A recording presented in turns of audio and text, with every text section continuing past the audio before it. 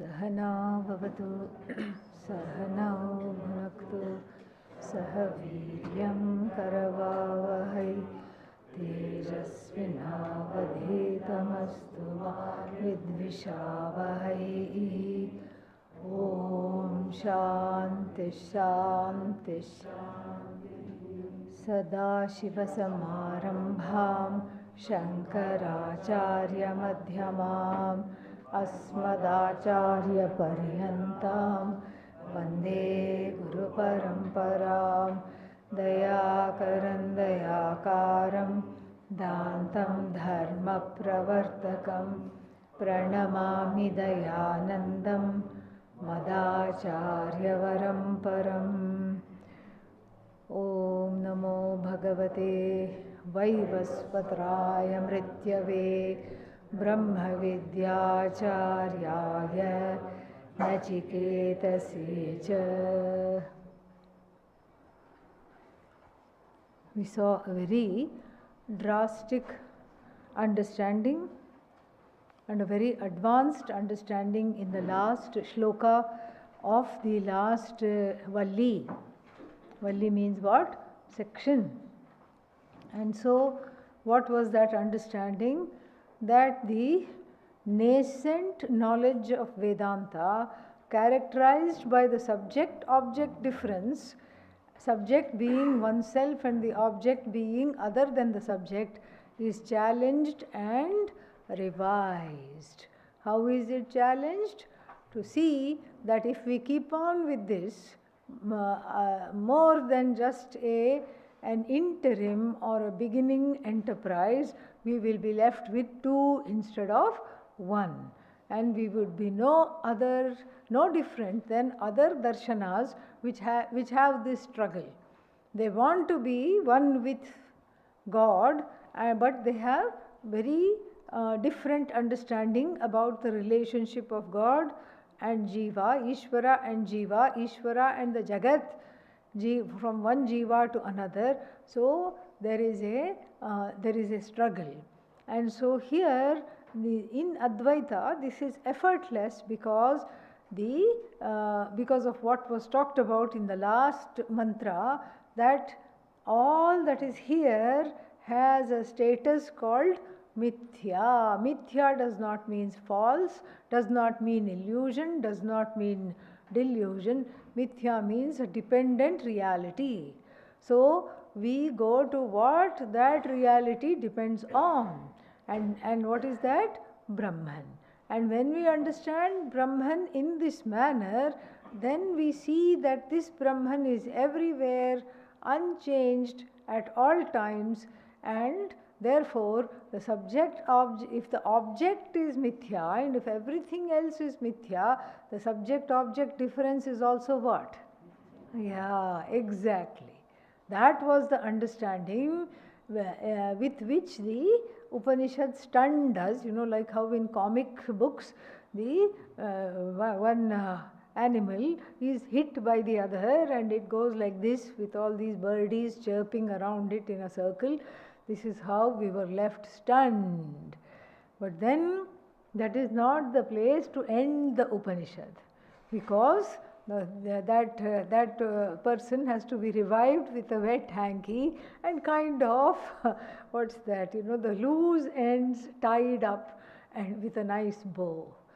And then how to do that? So up till now we have been seeing Brahman from the quote-unquote, this is not a good expression, you are forewarned, from the top down.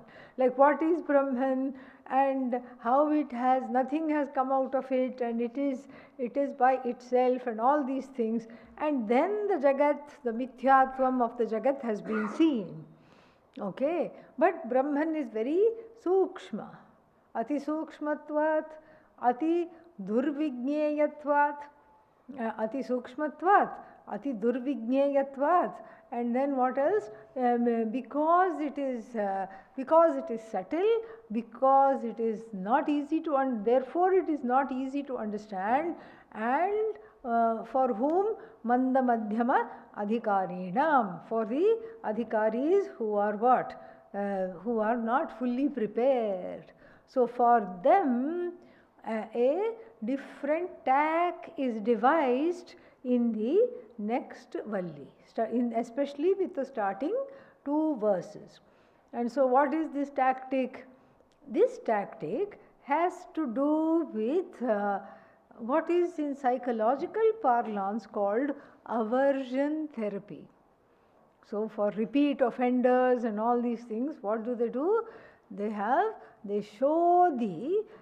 show some object of delight, maybe a woman they show on the screen, followed by some filth, excreta, filth and all this. Immediately the images are juxtaposed so that the person gets sick of it.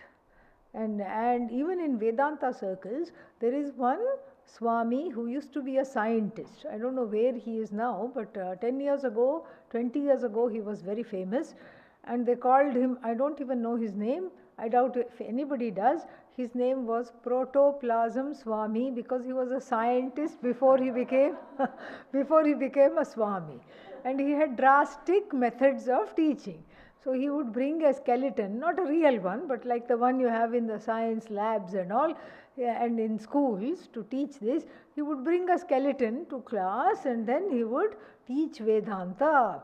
He would say, this is you, this is the and then this kind of a drastic teaching. So that drastic teaching, what does it do? It gives aversion for everything that should not be pursued, should not be the end game of our pursuit, but then still we pursue it. Why? Because of the addiction to samsara and because we are unable to discern that viveka is not sufficiently grown up. Viveka is not sufficiently strong. It needs to go to the gym and work out a little more. It needs to do strength training. Okay, so Viveka is not strong. And so therefore, this time what the Upanishad does is go from the bottom up. What is at the bottom all the time? Samsara. Why? Because that is my problem. That is the distance between myself and Brahman. Samsara.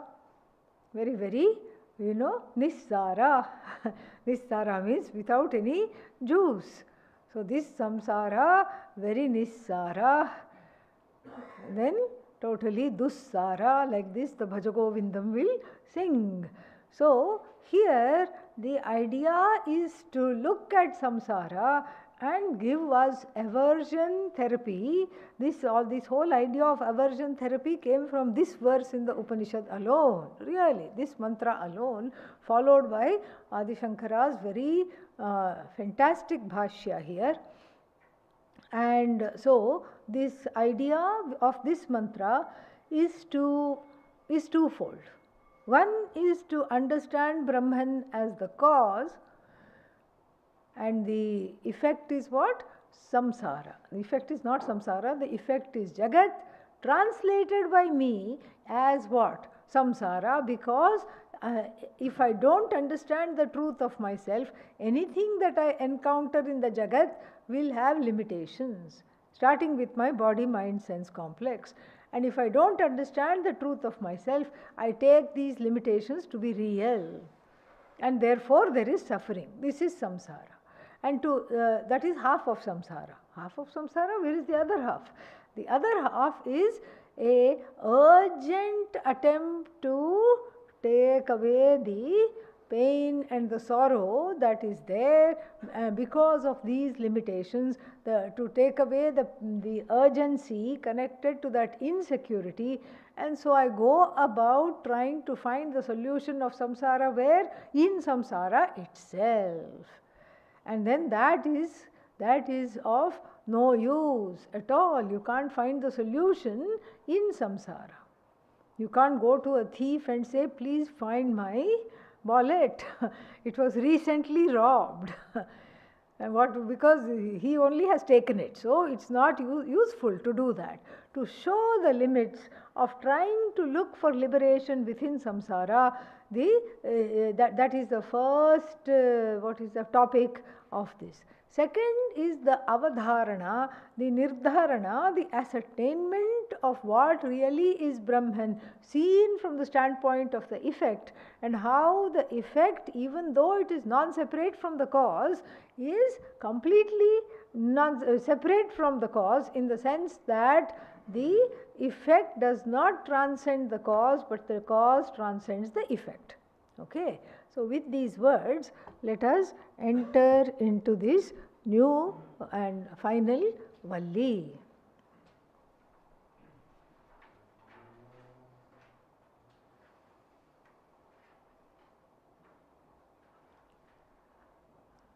Okay. Where are we?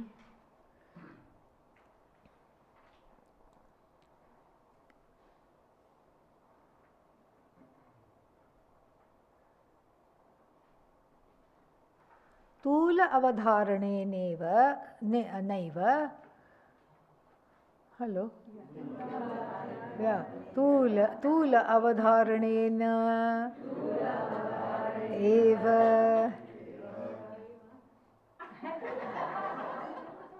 this is why we shouldn't have holidays. Okay. What? Yeah, it's all in the tune and it's all in the tone, not just the tune.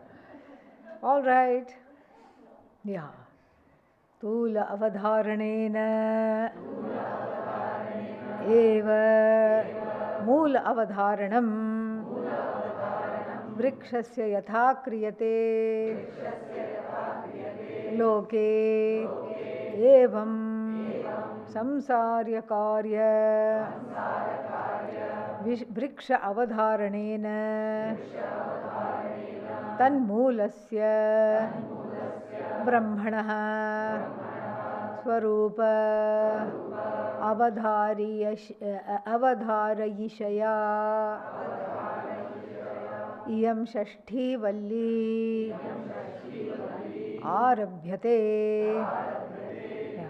So this sixth valli is justified. Why is it needed? Why is it begun? Iyam Shashti Valli Arabhyate. Now this Shashti Valli, the sixth Valli is begun. Sixth Valli, or you can say third Valli, chapter 1. Both ways it is looked at. So then why? Because there is a new tactic, new approach. Usually what have we been doing in the previous 5 Vallis is Moola Avadharanam. Moolam is Brahma, the root cause of everything. So it is not much use, like if you go to any holistic doctor, Ayurveda, Chinese medicine, etc., it's not of much use to keep on talking about symptoms. Symptom alleviation is, yes, an important consideration. Symptom alleviation is an important consideration, but here what do we need to do to cure the person? Look for the root cause. Look for the root cause. Only when the root cause is ascertained, then the symptomatic whatever manifestations are there of dukkha, pain, sorrow, all these things, fear, all of them go away after the root cause is ascertained. So similarly here, with a view to understanding Brahman as the root cause of what? Samsara, Vyadhi. So the Vyadhi means what? Disease. So the incurable, so supposedly incurable disease of samsara, because everybody tries various things other than the main thing, the so-called incurable disease of samsara, what is that? That is just this non-understanding, this ajnanam, which morphs into anyatha jnanam. To do this ascertainment, we have a different tactic by looking at Tula Avadharana. Tula means effect, Moola means root cause. So Tula means effect. So let us now look at it from the standpoint of the symptoms. Then this is why it becomes aversion therapy, and then, so therefore, let us look at it from the standpoint of the symptoms, and then we will go to the root cause, because of due to the non-understanding of which the symptoms keep on coming and keep on exacerbating. And just like there is a parampara of teaching Brahman, there is also a parampara of living in samsara. This is what this verse establishes. So that is the introductory bhashya. There is one more part which was left. Vrikshasya yatha kriyate loke. So the samsara is presented as a vriksha, just like it is done in one of the Puranas, I forget which. And then it is also there in the first 2-3 verses of what? The 15th chapter of the Bhagavad Gita that we sing for our supper. And so therefore here, so the samsara is likened to a vriksha. Many reasons. Why? Because the vriksha has a root. Samsara also has a root. The root of vriksha is not seen, it is underground. The root of samsara, Brahman, it's not underground, but it's not seen. That's why it is urdhva. Urdhva doesn't literally mean up above, it is upalakshana. Upalakshana for what? That which is beyond the senses, beyond the mind. Indriya agocharatvat urdhvamiti kathyate, uchyate. Because it is not a object that is graspable by the senses. One meaning of the word urdhva. Second meaning of the word urdhva is that it is subtle, it is unseen, somewhere far away. Because far away from who? From the mind of the ajnani, far away. For the jnani, Brahman is everywhere. Sarvam khalvidam Brahma, Ishavasyam idam sarvam. For whom? Jnani. For the ajnani, tad Brahma, far away, that Brahman somewhere sitting there. Therefore, urdhvam. And so then, the connections to samsara and vriksha are too many to even enlist. Then the second connection is that the vriksha is full of parts, is it not? Yeah, it has trunk, it has roots, it has branches, it has leaves, it has all these things. And similarly, samsara has movable and immovable parts. Lots of parts of samsara also. So many parts are there in samsara, too many to list. And so there is what are the parts of samsara? The parts of samsara have to do with, don't say trunk and leaves, but desires, various desires, karmas. Like the watering of the tree is karma. And then the watering of the tree gives what? Fruits, flowers and fruits. And so that is all sukha dukkha. All these things are there. And then, so this is the next similarity between vriksha and samsara. Yes, vriksha and samsara. Then another similarity between vriksha and samsara is that in the vriksha you see lot of things. What do you see? Nests of little birdies. Birds' nests are there. Some nests are low because certain birds, they make their nests low because they have to go down to get the food and all these things. There are certain reasons. So that they don't leave their babies for too long. They can just fly up immediately and do that. Certain other birds are worried about predators and they make their nest high up on the tree somewhere far up. So then the branches of the tree are the various lokas, bhuhu, bhuvaha, suvaha, and then some branches are low. You just can pat it as you are walking, and sometimes you have to go like this under the branches. Those branches are adholokas, all the lokas that are difficult, where there is difficulty in understanding, where there is pain, where there is sorrow. These are the various lokas that are below. Below means what? Below from the standpoint of what? Below means when you do karma that is below, beneath you.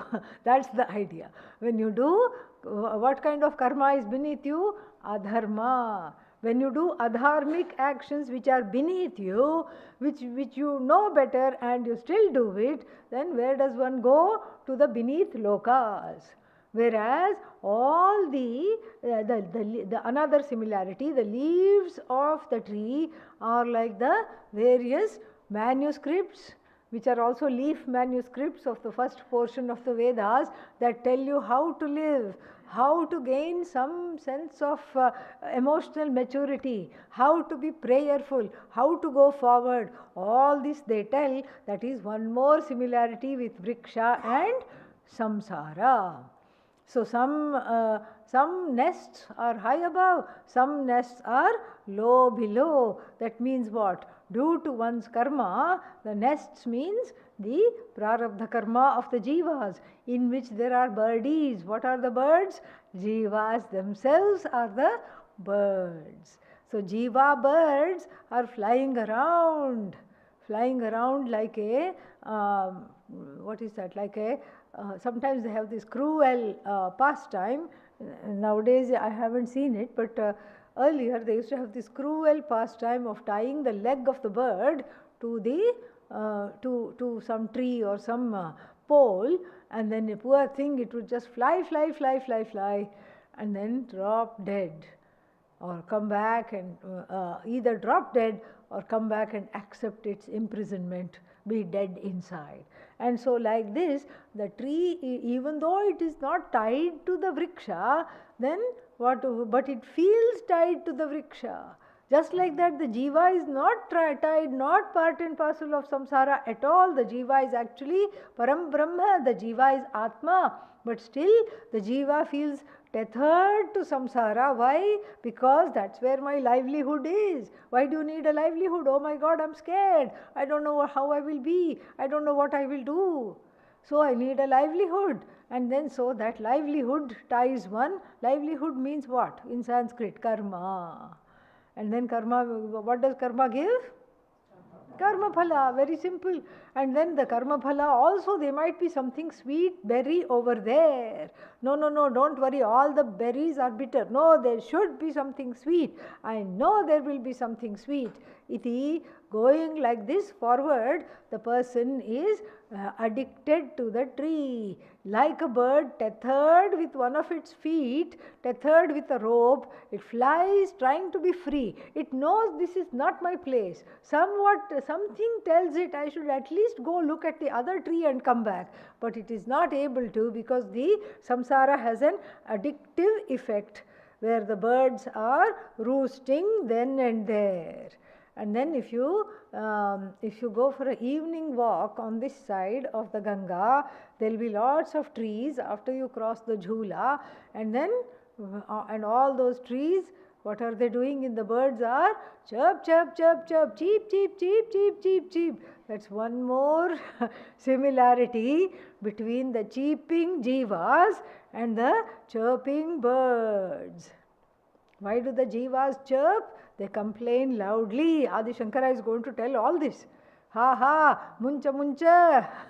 So they sometimes run, sometimes clap, sometimes are ecstatic, sometimes are in agony. And so this is one more similarity. The tree is populated by noisy birds. The Jagat is populated by noisy jivas, with the human beings making the most noise, really. It's not the other animals, it's the human beings that make the most noise because of the free will and because of the discontentment centered on the self. And then what else is there? And then finally, both the samsara and the vriksha can be felled. Yeah, don't say tree is cut. Tree is felled, made to fall. Samsara also is made to fall. So, in order to fell the tree of samsara, you can't take your home chaku. What is chaku? Knife. You know, your knife that you use to cut apples, you cannot go take that for cutting the tree of samsara or even a big tree. So, if you want to cut the big tree, what do you need? You need an axe.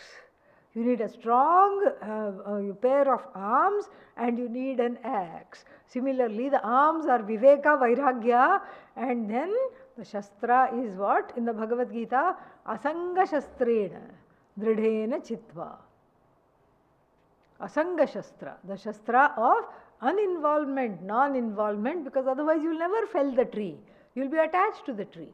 And so therefore both the tree and the samsara tree can both be felt. That's the final connection here. In fact, the word tree in Sanskrit is from the word to be felled. O vrashchu, that is the dhatu. Vrashch, it becomes, vrashch is the dhatu. So vrashchanath means because it can be felled, it is called tree. So their meaning, it is anitya. Finally, because it is felt, it is tree. Because it is felt, it is samsara. What does it mean? Both are anitya. Very, very interesting. And so like this the tree has an abiding presence in all the shastras. Even in the Purana, the same almost the same thing comes. Bhagavad Gita, it comes. Viveka Chudamani also it comes. Bijam samsriti bhumijasya tu tamaha dehatma dhirankuraha ragav pallavam ambu karma tu vapuhu skandho savashakhikaha agranindriya samhatischa vishaya pushpani dukkham phalam nana karma samudbhavam bahuvidham bhoktatra jiva khagaha. Same exact thing comes because it is taken all from here only. And there, very beautiful verse, this one in the Viveka Chudamani. Bijam samsriti bhumijasya. Bhumija means what? Born of earth. What is born of earth? Yeah, don't say groundhog, okay? Yeah, so born of earth means vriksha. So the vriksha should have a bija. What is the bija? Ajnanam, tamaha. Tamas means ajnanam here. Bijam samsriti bhumijasya samsara vrikshasya bijaha tu tamaha. Tamaha means ajnanam. And then you need something so the bija sprouts. What is the cause of the sprout? I am as good as this body. This kind of a anyatha jnanam is cause of the sprout. So dehatma dhihi, dehatma buddhi is the ankura, sprout. And then the tree grows, ragav pallavaha. Can you count the leaves on the tree behind you? No. Raga is in the form of all the leaves, meaning endless raga dvesha. So then what else? The ambu. Ambu means what? Water. So water is the karma. You water the tree and make it grow fast, big, and strong, because of what? Your own karma makes the samsara become stronger and stronger. It is dridhi krita by your karma. Both wrong karma and good karma strengthen the tree of samsara. So ragav pallavaha ambu karma tu vapuhu skandaha. So the body of the tree is the body of the jiva. Asavaha shakhikaha. So the small branches, let's say they are 5 in number, those are the pancha pranas. Subtler. We are getting from the gross to the subtle. Agrani, twigs. Twigs are what? Indriya samhatihi. So the group of indriyas, karmendriyas, jnanendriyas are what? Agrani. Agrani means the twigs that you gather for sacrifice. This is called agrani. Agranihi. So indriya samhatihi. And then the indriya vishaya is what? Pushpani. The flowers grow at the end of the twigs. So then they are connected. The flowers are connected to the twigs. And then, so pushpani. And the pushpa turns into what? Phalani. And what are the phala? Dukkham. Dukkham. It's not sukha dukkham or dukkha sukham. No. It is sheer dukkham. Agranihi indriya samhatihi cha vishayaha pushpani dukkham phalam. And then this tree is a complex tree. It's part of an ecosystem. So nana karma samudbhavam. All kinds of karmas, this has borne off, this samsara is borne off, and it is got a kind of an anadi character, and until we gain the knowledge, ananta character also. Beginningless character it has, beginningless lakshana, and if you don't know the truth of yourself, it will become endless also, because we keep reproducing it. So nana karma samudbhavam bahuvidham, all kinds of karma, all kinds of ways, good karma, bad karma, laukika karma, vaidika karma, all this, vihita karma, avihita karma, all these things make this tree strong and has given birth to this tree. And where is the jiva? Jiva is bhokta. Jiva is the sake for whom this samsara tree exists. Jiva wants to become the bhokta by the karma, because nobody is interested in that thing. So the jiva is a haplessly tied bird with its foot tied to the tree. Thinks it is free by flapping around from branch to branch, but it is completely addicted to this toxic ecosystem called the samsara. With this, let us look at what the thing is here. Okay. Urdhvamulah avakshakah eshah ashvathah sanatanah tadeva shukram tad brahma तदेवामृतम् उच्यते तस्मिन् लोकाः श्रिताः सर्वे तदु न अत्येति कश्चन एतत् वै तत्. So urdhva moolah, we have seen why it is the moolah is urdhva, and the same thing we can say avak shakhah.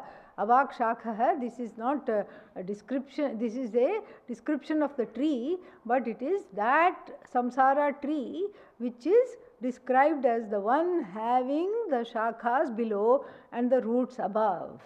Some people talk of it as upside down tree. That is strange. You know, the tree is not upside down. What is upside down? Your priorities are upside down. It's like the children's story, which is goes like this. So mama spider and baby spider were taking a walk on the ceiling, and the baby spider asked the mama spider, why are all the people and the things upside down? So that is, you know, that is exactly how our priorities are. It's not that the tree is upside down.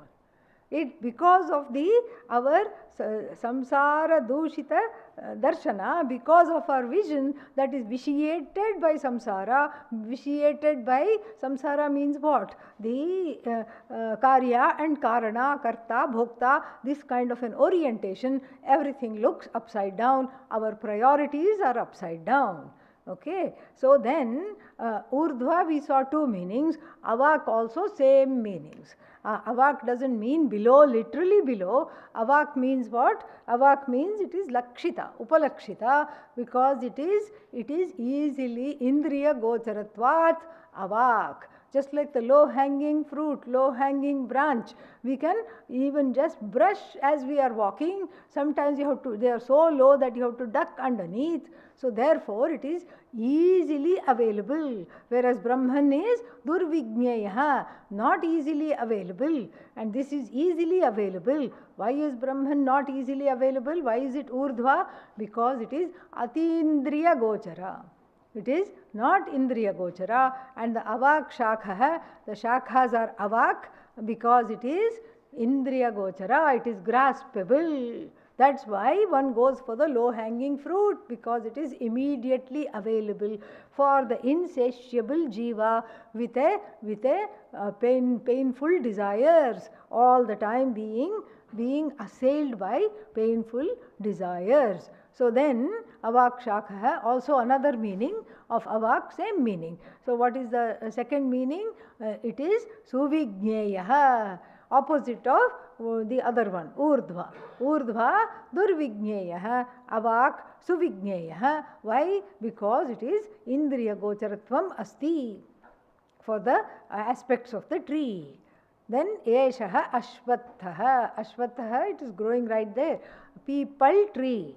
And then sometimes if you don't know Sanskrit, you think people is spelled P-E-O-P-L-E. And then you look and say, I don't see any people on the tree. No, it is it is a Sanskrit, it's a Hindi word, people tree. It's nothing to do with people, okay? Yeah. So, people tree means, it's what does it mean in Latin? Ficus religiosa. It is acknowledged even in the Latin as a sacred tree of India. So this peepal tree is what is being talked about. Elsewhere, Nyagrodha, the banyan tree is talked about, that grows sideways, and then the branches itself become the root to show the parampara of samsara. That's why Lord Dakshinamurti likes to hang out at the root to help us cut the illusion of this tree as our reality. And so then, Eshaha Ashvathaha. This Ashvatha is Sanatana. Sanatana for whom? The one who doesn't know. The one who thinks I am trapped here permanently. The one who thinks samsara has no end. This is exactly the reality. Of course, samsara has no beginning because jiva has no beginning. Samsara has an end because the tree can be felled. Okay. Then the next line you have to be clear. Okay. What is that? Tadeva shukram tad brahma. Tadeva shukram, tad is not referring to the tree. Okay. Tadeva shukram doesn't mean tree is shukra. Tree is that which is the cause of this tree, that which is the truth of this tree is Shukra. What is that? Brahman. So Tat refers not to the tree here. Don't take it as a simple simple preposition. So the Tadeva Shukram is not the tree, but what? Roots of the tree. So Tadeva, the Moolam, Tat Moolam eva Shukram. So Tat refers not to the Ashwatha tree, but its roots, which are Urdhva Moolam. That Moolam is Tat. That Moolam is Brahma. And that Moolam alone is Brahma. And then Maya is also Moolam. Here what kind of Brahman? We are emphasizing Ishvara here. And then what is the roots are there. It is a combination of Maya and Brahman, but we have to identify not with Maya, but with what? Brahman. That is the idea. Okay. So then, Tadeva Shukram Tad Brahma, and then it is Sanatana. Why? Because it appears to be permanent, because the samsara santatihi continues. Everybody keeps on reproducing samsara literally and figuratively, and then they want you also to reproduce samsara literally and figuratively. And then what happens? If you choose not to reproduce samsara, then people go, what's wrong with you? What's wrong with you? Why are you interested in this? Look at all the wonderful things in samsara like this. They are upset with you. So therefore it is sanatana, because it gives rise to feelings of guilt and hurt within. Oh, maybe I should do that. Maybe it is my duty to get married. Maybe it's my duty to have children. Many people think that.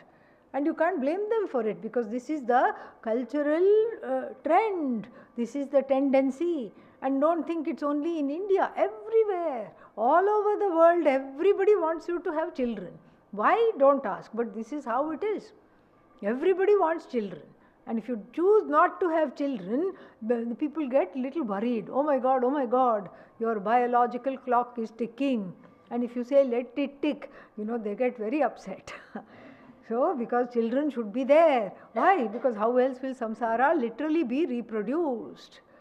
So this ajnanam also has to be reproduced. And what do you tell your children?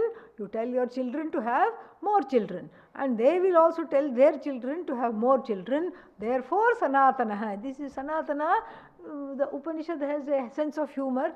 Vyangya prayoga. Sarcastic usage. It is not Sanatana, because otherwise in the next line it wouldn't be said it is killable, it is fellable, it wouldn't be said. So it's a Vyangya, we have to take it sarcastically. So tat moolameva shukram, why? Tasmin eva sarve lokaha ashritaha, not literally ashritaha, but without the moola, just like the tree cannot exist, and the moola, the root, has nothing to do with the tree, in the same way Brahman has nothing to do with the samsara, yet without the presence of Brahman, the Jagat cannot exist. That is the idea. So this is what is ashritaha sarve. And then the next one we have seen, tadu na atyeti kaschana etat vaitat. So na atyeti kaschana, just go back to golden ornament. Golden ornament, can the ornament transcend gold? Only if it is made of tin, it can transcend gold. But then can the tin ornament transcend tin? No. So the ornament cannot transcend the substance, the substantive, which is gold. Similarly, this whatever is there, which is an as though projection of Brahman, cannot transcend Brahman. Like your dream, na atyeti kaschana, cannot transcend you. Your memories, your desires. You can never dream of what you do not know. Really? Oh, but I had a dream yesterday night. What did you dream? I dreamt of a man with a tail of a monkey. See, does the man with the tail of a monkey exist? No, but I dreamed of a man with a tail of a monkey. That is explained how? You know monkey, don't you know? Yes. You know man, don't you know? Yes. You know men who sometimes behave like monkeys, don't you know? Yes. So really, tadu na atyeti kaschana etat vaitat. This right here, the truth of this samsara in which you think you are trapped, O Nachiketa, is really that Brahman which is free of everything all the time. And so this is the idea. So if this much is understood, let us go to the Bhashya. See how long the Bhashya is. Did you see that? Yeah. Best of luck. Okay. Let me get the right tone. Urdhva moolah urdhvam moolam yat tad vishnoho paramam padam asya iti. So ayam avyaktadi sthavarantah samsara vrikshah urdhvamulah. Yeah. So what is being described is the samsara vriksha, root. The root which is above, Adi Shankara says, is what was described in the earlier vallis, one of the earlier vallis, as tad vishnoho paramam padam. Can anybody tell what part, the conclusion of what part it was called tad vishnoho paramam padam? The horse's imagery. Yeah. So Ritam Pibantau, that particular Valli, Ritam Pibantau, Sukritasya Loke, etc., etc., that Valli at the end said, after the good horses, the well behaved horses, where do they go? Tad Vishnoho Paramam Padam. So that which was described as the permanent abode of what? Brahman. Vishnu here is Brahman. The permanent abode of Brahman means Atma. Vishnu, the pratyaya ishnuch is because of not swerving from its nature, because of it being all pervasive. Vyapnoti iti Vishnu. And so therefore this was described earlier, that which was described as the ultimate understanding of Brahman. This was described in the form of Vishnu's abode. Vishnu here is Atma. So then what is the samsara tree? It consists of everything from the unmanifest Avyakta, Vyakta means Maya Shakti. Avyakta Maya Shakti all the way up to the root. And where is the root? Above. The root is above, means beyond the sense organs, beyond the reach of anything that is objectifiable. Avak Shakha. And then, and so this one, so Avyakta, Avyaktadi Sthavarantah Samsara Vrikshah. So Avyaktadi, so this starting with the latent Maya Shakti, which is called what? Avyakta. She is called Avyakta, the goddess who has the power to create, etc. So this Avyakta, starting with Avyakta, all the way to the non-moving things is called, that which sustains everything is called what? Urdhva Moolah. Vrikshascha Vrashchanat Vinashvaratvat. Yeah. So Vrikshascha Vrashchanat. Vrashchanat means because it is got the ability to be felled. Felled means what? Why should I worry whether the tree is felled or not? Hello, Vinashvaratvat. Nashvara. So we have this pratyaya called Varach. Santata bhave Varach. Santata bhave means that which is all the time the same is called Varach. And so Varach becomes Vara. Then we have many words like this. Nash, to be destroyed. And then that which is always destructible is called Nash plus Varach, Nashvara. Stha, to stay.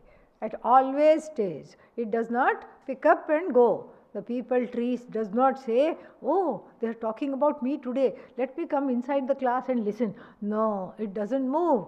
Stha plus Varach, what do we get? Sthavara. The sun shines. Okay? Bhas plus Varach, Bhaswara. Nash plus Varach, Nashvara. Ish plus Varach, Ishvara. Last but not the least. Yeah. Save the best for the last. Okay. So this is Vinashvaratvat. Vi means definitely. So definitely, and also Visheshena Nashvaratvat, because it does not get destroyed by itself. We have to work hard to destroy it with V and V. What is V and V? Viveka and? Ah, finally. Okay. Yeah. V and V, M and M, we should know. All right. Yeah. What is M and M? Candy. Okay. Yeah. All right. So, so, Avichinna, Janmajara Marana, Shokadi, Aneka Anarthatmakaha. Yeah.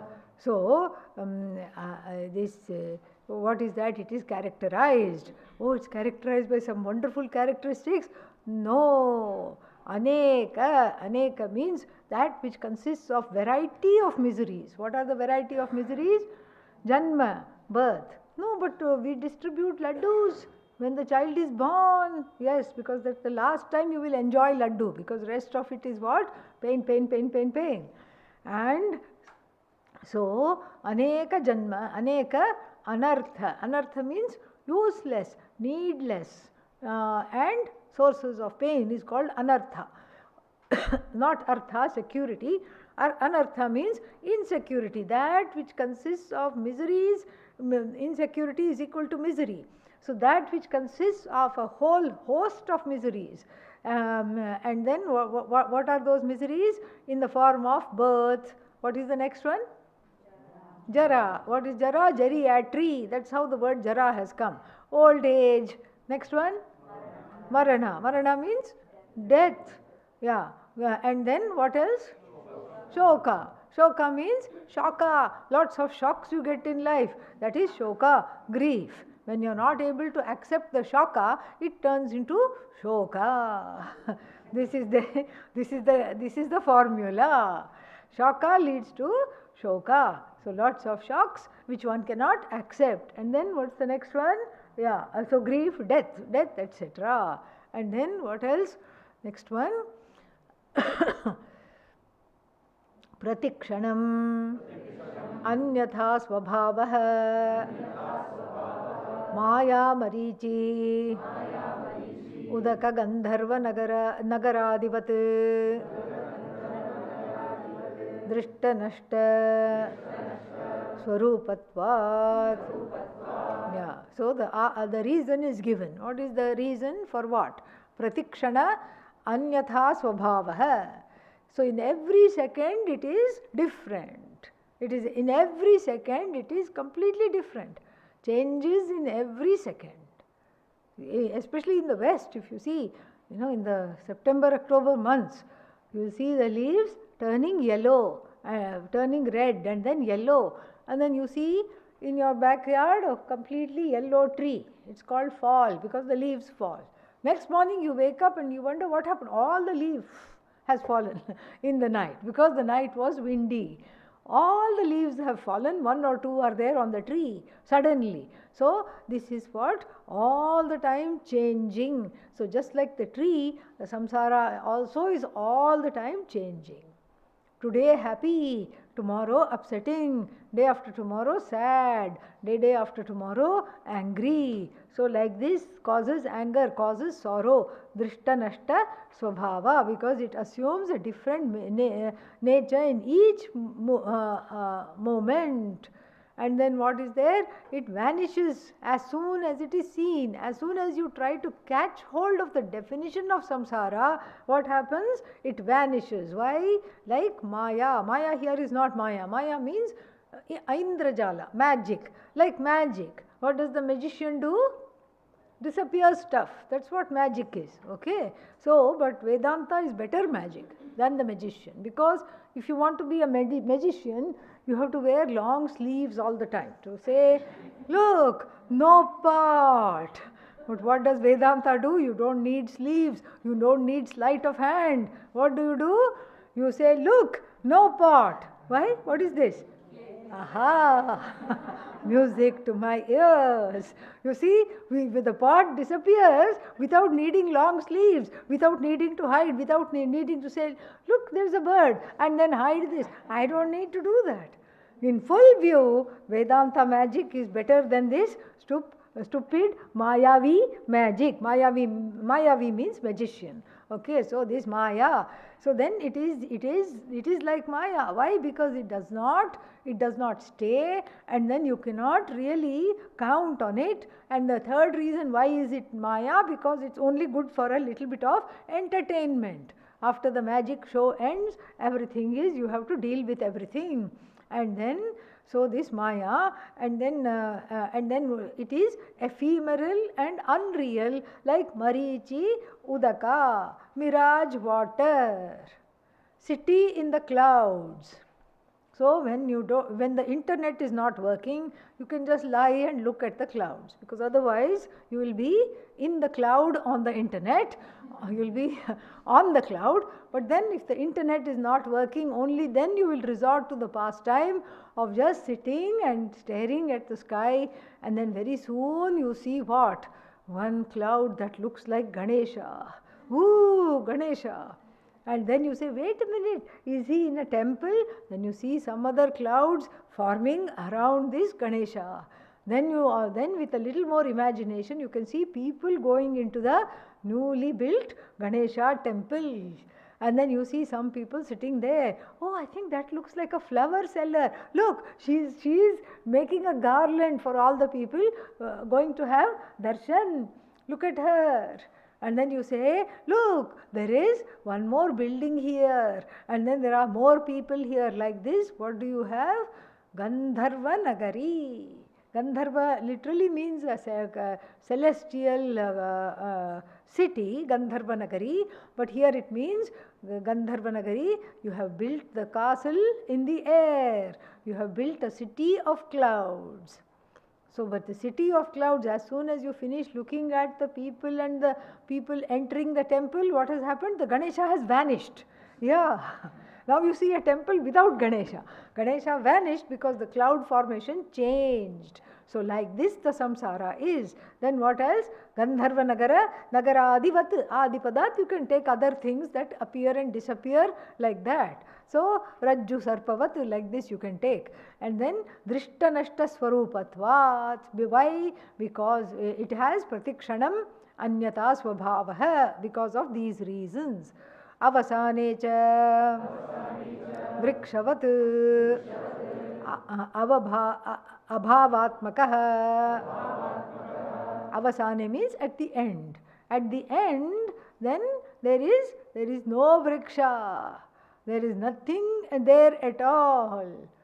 It is abhavatmakah, means extremely unfulfilling, because it is not real. It is non-existent. It's unfulfilling because it is virtually non-existent. And then what? Then we have, I lost it. What comes after abhavatmakah? Kadali stambhavat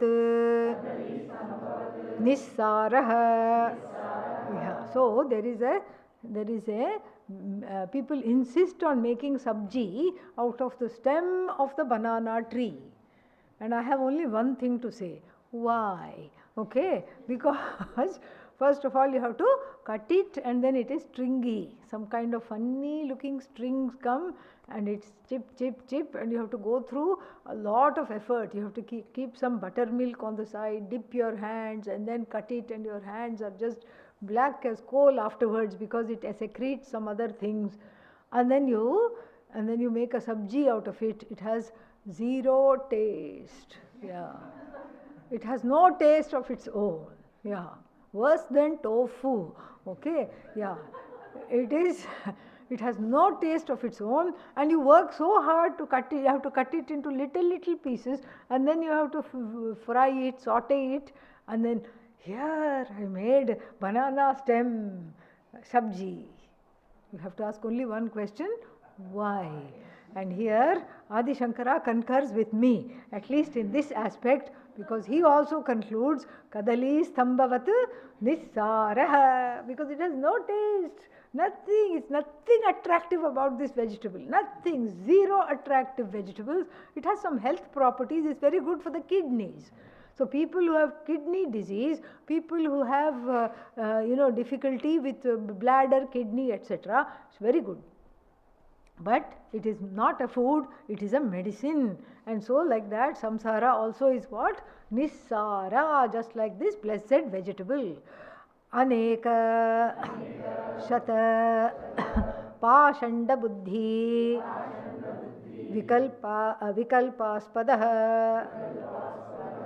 Because its nature cannot be ascertained, we saw that, right? We saw earlier that it is not, the nature is not ascertained, because it is what? Pratikshanam anyatha swabhavatvat. Its nature is not ascertained. Therefore, the tree as well as samsara becomes, the jagat becomes available for thousands and thousands and thousands of various conclusions. Pashanda means like all kinds of conclusions, hypocritical conclusions which are sounding erudite, etc. Pashanda buddhi which doesn't, what? Oh, here it says pashanda. Yeah, it doesn't matter. Pakhanda also is okay. Pakhanda also again hypocritical buddhi. So, vikalpaspadah. So, therefore, its swabhava cannot, the nirdharana of the swabhava cannot be made, and so therefore it is given to various and mostly wrong conclusions. Nayayikas, fighting with who? Vaisheshikas, fighting with who? Bauddhas, fighting with who? Charvakas, fighting with who? Sankhyas, both the kinds. Nirishvara Sankhya, Saishvara Sankhyas also. All of them are fighting, and then what? Gaudapadacharya, when you ask him, shall we also tell we are superior? Gaudapadacharya says, no. Here, sit next to me, have some popcorn, see them self-destruct. You don't have to prove anything. You just watch and eat. They will enter the fray, they will do kushti, they will wrestle each other out of existence. We don't have to go into this at all. Why? Because we have nothing to prove. And slowly tired and beaten up by each other, they will come to us. You just wait. Till then you have popcorn. Okay? On this upbeat note, we will conclude. Om Purnamadav Purnamidam Purnat Purnamudachyate Purnasya Purnamadaya Purnamevavashishyate. Om Shanti Shanti Shanti. Harihi Om Shri Gurubhyo Namaha. Hari